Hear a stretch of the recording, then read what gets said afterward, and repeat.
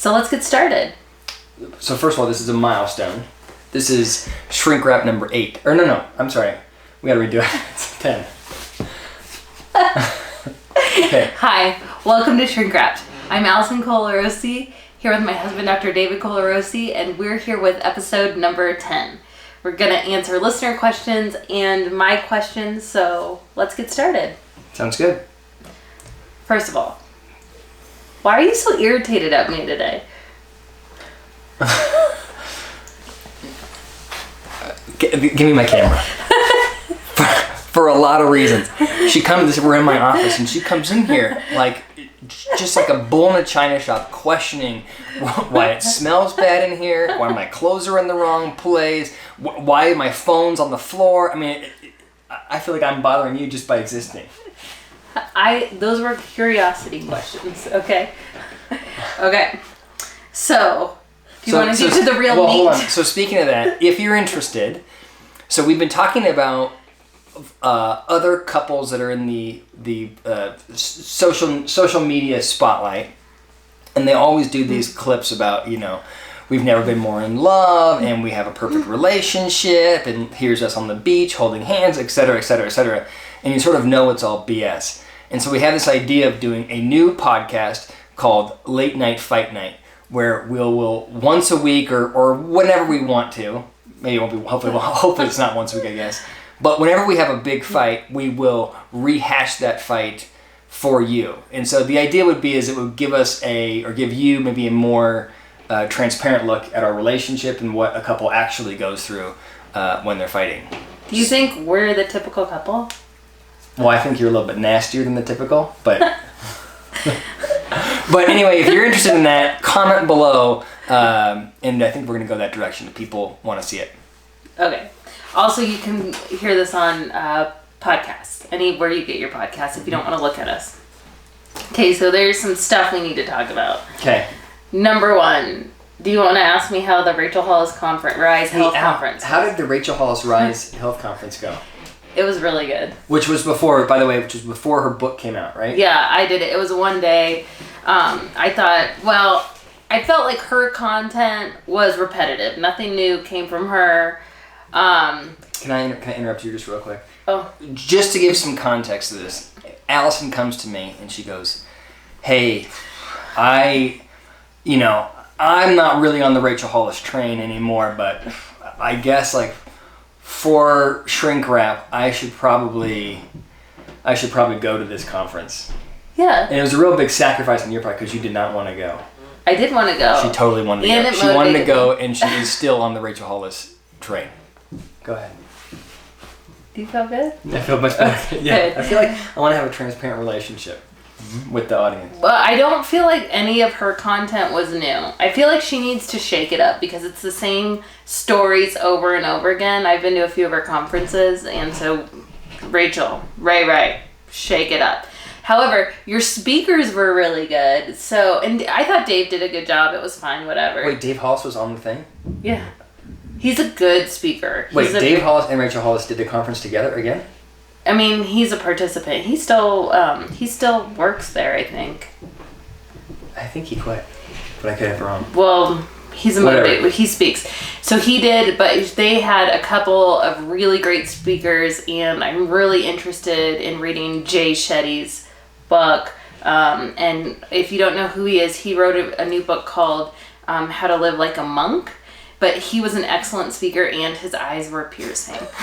I can't tell how much she likes him as a speaker, or is it just the content, or is she just so into the way he loves? No, I felt like he had some good things to say. And then there was one other good speaker that his name was Nick something, but he also did not have arms or legs. It was a different Nick. It wasn't Nick Santonastaso. It was it's a very Slavic name, so I can't pronounce it. But I'll post it in the video.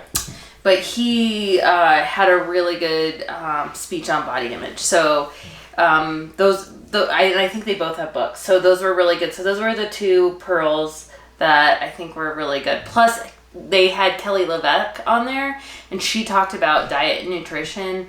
And I just feel like it's a really easy way to think about food. And I thought she was a good speaker too. So, and I think her book is called Body Love.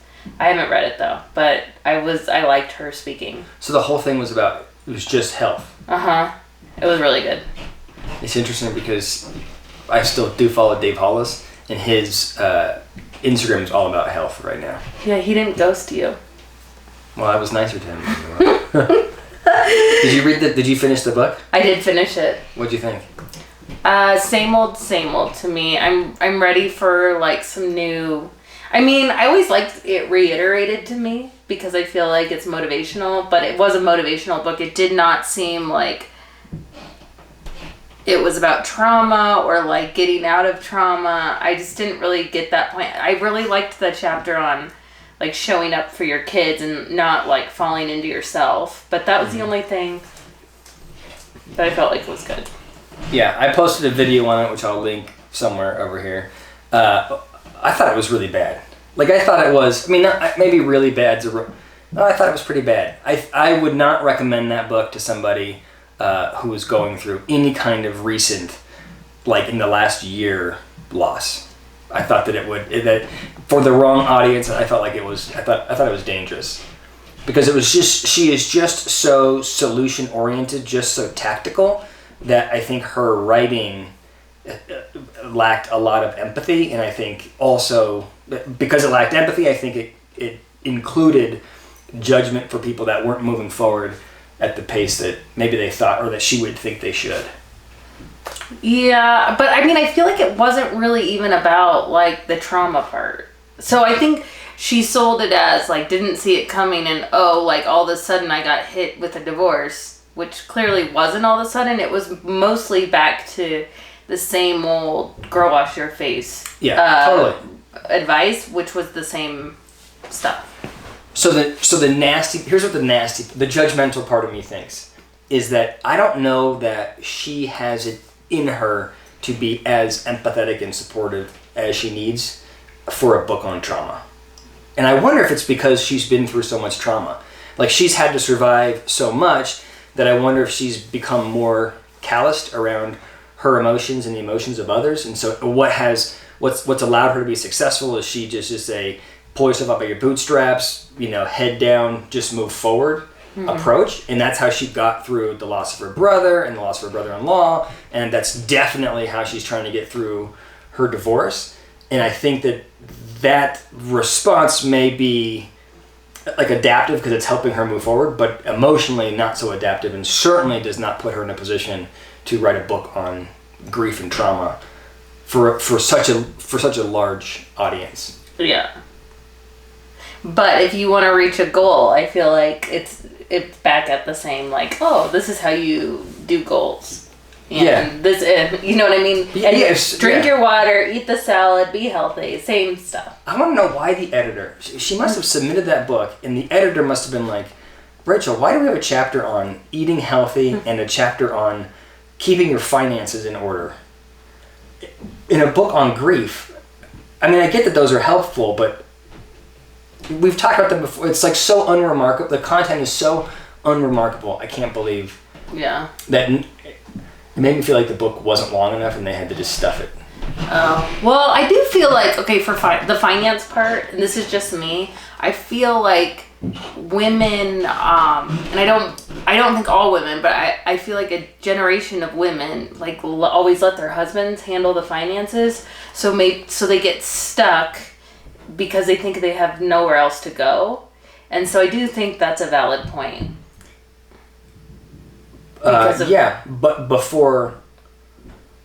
because it protects you against being financially ruined in the case of a trauma or a loss, like a divorce. Yeah. But it's hardly a grief strategy. You're right. Yep. You know what I'm saying? I mean, I get that I feel like she shoehorned it in there. I feel like there was only 2 good chapters in that book. The last chapter about her brother, and then the chapter about her parents. The 2 chapters that were actually somewhat personal. The rest I thought was very superficial. Yeah. Okay, so here's a question that kind of can relate to that, because I'm kind of curious. So, not about the book, but back to the health conference. Okay. So, like, all these people went. Well, I think they did. I don't know. It was virtual. I went. And like they get you all excited. Oh, so was Rachel, sorry to get into it, was Rachel and Dave in the same room, or he's in a different office somewhere else recording that? I think that they were in the same studio. Because some people were in studio. The speakers were not, but I think Dave was in the... I'm not thinking they're hating each other. I think they just... Yeah, I'm not really sure. But anyway, so my question is, like, you get all fired up. I'm like, I'm going to be healthy and I'm going to have a goal, and we have a goal to run a 5K a day for the month of October, which totally is, started out exciting. Now I'm not as excited about it, but we're like, 5 days in. Go ahead. How do you stay fired up, do you think, to stay motivated? I don't know. I can make it, but at least give me a second here. How do you stay fired up on a goal? You are not allowed to say I don't know. Well, I hadn't thought about this particular question. How do you stay fired up? Wait, how would you tell someone to keep... Why don't you start, like, how do you get motivated? And then how do you stay motivated? Okay, I don't know how you get motivated. Okay, here's what I would say. Here's what works for me, and here's what I would recommend for people. To get motivated, you want to find people that motivate you, people that you admire, people that you look up to, and look at what they are doing, and hopefully you can find figures that inspire you. So that's how you get the motivation. I think to sustain the motivation, you have to figure out what goals you can pursue that are achievable. So people get in trouble when they set a goal that is, I'm going to work out every day for a full year. It's too much of a goal. It's too hard to get there, and so people will fall off. The idea is to set goals that are more short-term, more achievable. So for you, for example, if you felt like you couldn't stay motivated for a month, by the way, she works out every day, so this is not, I don't feel like this is that hard for you to stay motivated for, but if it really was, I would tell you to set a goal that was 1 week at a time, a more achievable short-term goal. And then once you achieve the first goal, set the next goal, set the next goal, set the next goal, so that you're constantly finding yourself inspired or successful. The other piece of it is you want to find ways to hold yourself accountable. So there is this app, which in principle, I love this app. I don't know anybody that has actually used it, but it's called stick.com. So what you do is you go on to stick.com and you say, I think it's STICKK, and you say, I want to lose 5 pounds in 6 months. And then you say, I'm going to pay X amount of dollars if I don't do that. And you give them their credit card. And then at the end of that time period, you have to go in there and say, did you make the goal or did you not make the goal? And if you don't make the goal, they charge your credit card and that money goes off to whatever charity. It's a very tangible way to hold yourself accountable. And most people, the argument is, will be honest when they go back onto Stick and have to rate their performance over the last 6 months or whatever. But you can do the same thing with people, right? Like you use your Apple Watch to compete with my cousin, right? Or you compete with me as far as how much you're working out. That's another way to hold yourself accountable. Yeah. Did those given your posture, doesn't feel like you're super overwhelmed by that? No, about that. I do. I think trying to set a goal is really good. So some people are doing the couch to the 5K, but I feel like they get stuck. They can't move past a certain point, and then they just kind of give up. How would you get them to keep going? I feel like I just answered that. What do you mean? If they get up, if they can't find someone that's motivating for them? Well, no, I think you're right. Having people around you, I think one of the most demotivating things are having the people around you that are they don't want you. They for some reason are friendly sabotagers. So they'd be yeah. So you got to get rid of those people. Yeah, I do think that identifying, right? It feels good to be around people that are performing worse than you in whatever area, right? So if you get around people that never work out, and then you feel like a fitness juggernaut, versus if you surrounded yourself with, a bunch of professional athletes, you'd feel like you're super sluggish. And so if you want to work on fitness, you should put yourself in that athlete realm because it will push you to work out more. Yeah. Okay. I think we need to work on that answer. I think there's more. There's more there. Okay. Okay, if sorry for that. If you have a better answer for that, leave it in the comments. Yeah. Okay. Next, how do you deal with a breakup of a friend? You have a good. Me personally? Well, I don't know if you want to tell them that, but like how. Did I have a breakup of a friend? No. You just say peace. Yeah. Okay. I don't have any friend breakups, but I think that I don't think it would derail me. But it's not you. It's like you're different. Like I feel like I've had some friend breakups that have been really hard. Like they almost feel like breakups with like a romantic partner because it's so devastating. So I think you should tell them why you think I'm different. You just said it wouldn't bother me to have a friend breakup. And I said, yeah, I don't think it would either. And then you said, well, you're different. I think implying that I'm some kind of sociopath. So tell the audience, why do you think I'm different? Because I don't feel like you care very much about what people think about you. Like you're very, I think this is important. This is probably important maybe in a difference between men and women too.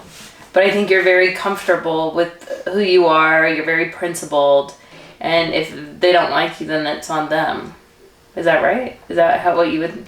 Well, I do. First of all, I like that description. I thought you were going to go back the sociopath route. But I do think that the reason why I wanted you to say this, is I want to make the point that I think what would help me get over a friendship breakup is that I don't over-identify with the other person. And so while that means I may not be as emotionally available as you are, it also means that if that relationship were to break up, I wouldn't feel like I lost a piece of myself. Mm-hmm. Right? And I think that's what happens. I think this is what happens with you is if you feel like a relationship isn't going well, you're like filled with self-doubt. What did I do wrong? They don't like me. And then you're like reanalyzing your behavior from 6 months ago. And it's like, it's probably not... It's got nothing to do with you. It's got to do with them. Mm-hmm. And I think that there's a risk of... I mean, I say there's a risk. There's a benefit and there's a risk to being that involved in your friends. Yeah.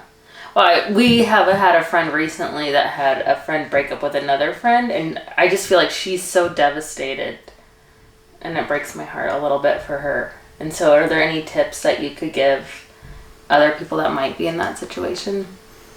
Well, I mean, I know the friend that you're talking about, and I guess the what I see that I would be worried about for her is I feel like she's trying to explain why her friend has gone a different direction, and I think that by explaining it, she is taking on responsibility, and I think it has nothing to do with her, and it has to do with the other person in the relationship or the ended relationship.